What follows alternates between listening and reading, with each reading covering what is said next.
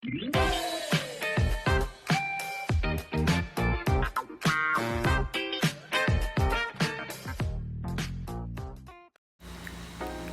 mga ka-teknik? Welcome sa panibagong video. And today, samahan niyo ako sa Nissan Royce Pampanga para sa first PMS ng aming Nissan Terra. Let's go! So bali, first time ko nga pala siyang dalhin sa casa after niya ma-release 6 months ago. Hindi ko na nga pala siya dinala nung nag 1,000 kilometer na siya guys, kasi sabi nung customer representative na nakausap ko, hindi naman siya mandatory dalhin sa casa kung wala namang na-observe na problem sa unit kahit naka 1,000 kilometer siya. So bali, ito yung first PMS niya guys after 6 months or 10,000 kilometers. So bali, nandito nga pala ako sa taas guys, sa second floor. Dito sa lounge, no, kung saan bang hinihintay yung unit sa PMS niya.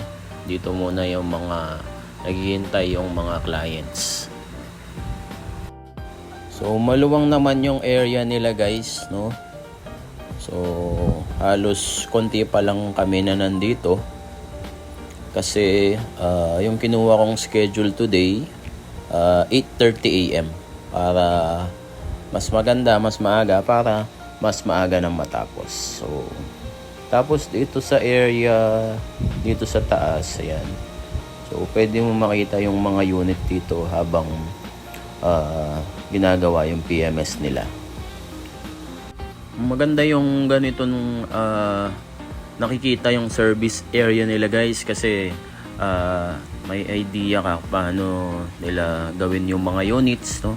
Alam ko kasi sa mga ibang kasa hindi pwede yung nakikita nila or nakikita mo yung service area nila. So bali dito guys, ayan, ito nga pala yung unit namin. Ayan.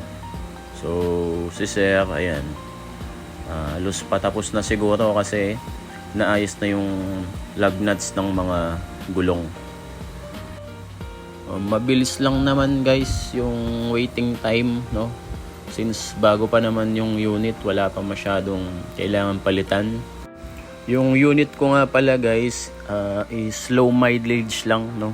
So for 6 months naka 2,200 kilometers pa lang yung natakbo niya, no? So madalang lang din namin kasi siyang gamitin, no? Halos pang long drive lang, ganon. Kasi mas gusto namin gamitin yung sedan, no, sa pang daily namin ni Mrs. papuntang work, no, kasi syempre mas tipid yun, no, yung gasoline. Lalo na ngayon guys, grabe, sobrang mahal na ng diesel, no.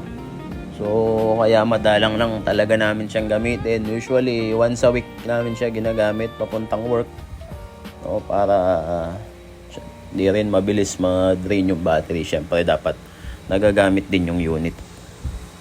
Bali after pala i-PMS ng unit namin guys, in-avail ko yung free car wash. Sabi ng service advisor na nakausap ko, bali medyo magtatagal lang daw yung unit kasi nga ka-car wash pa siya after niya ma-PMS guys. So kaya yon, naglakad-lakad ulit ako, no, dun sa showroom sa baba, tapos dito sa lounge para hindi ako mainip sa paghihintay. So hopefully guys, hindi naman ako abuti ng lunchtime dito sa casa. At the end of the video guys, i-share ko din sa inyo kung magkano lahat ng binayaran ko sa aking first PMS, no, ng aming unit na Nissan Terra, para ma-share din sa mga ibang user. Syempre guys, alam naman natin na medyo pricey talaga pagdating sa casa. Pero syempre, since bago pa lang yung unit namin, so mas pinili talaga namin na sa casa pa siya ipa-maintain, no? Kasi under warranty pa naman siya. So si Nissan, no? So 5 years warranty yung covered sa kanya, no, sa mga bagong release niyang unit.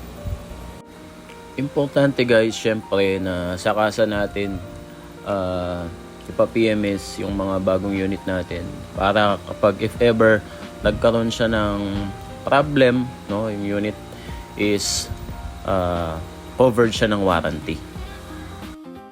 While waiting nga pala guys, meron ding pa free snack si Nissan. Ayan. Hopefully guys, bago ko maubos tong snack na binigay ni Nissan is matapos na yung unit namin.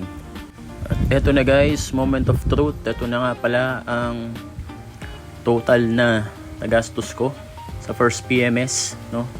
So yun yung mga documents, and ang binayaran ko ay 19,243. Grabe, ang mahal guys. First PMS pa lang. Yan.